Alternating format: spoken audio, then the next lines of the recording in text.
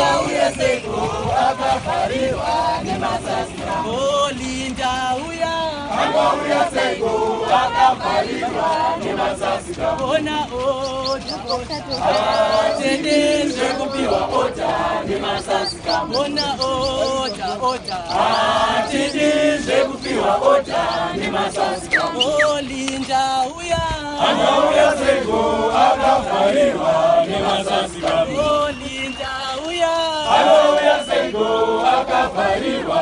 Ona atendezve kupiwa ota nemasasika. Atendezve kupiwa ota nemasasika. Oh, Linda uya angauya seko akavharirwa nemasasika. Angauya seko akavharirwa nemasasika.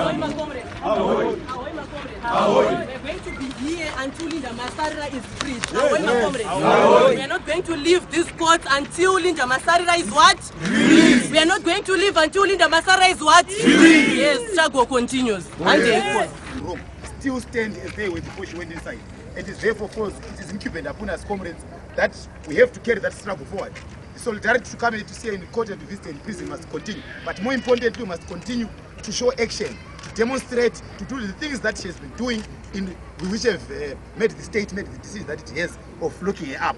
It's purely because of her activism. But we must now continue doing that because that is the most important thing and that we must do. So, my comrades, thank you for coming. Thank you for the solidarity. I'm sure this is what we can do, but we have to do more. We have to up the game. Let's go out there, mobilize our other fellow comrades, and continue to prosecute my issues that Linda has been standing for. And I'm informed that on 3 August, there's a march, young unemployed graduates. That is very important. That is something that Linda would have been part of, inevitably. So it's very important that we take those things and take that struggle forward and continue to fight. Away, my comrades.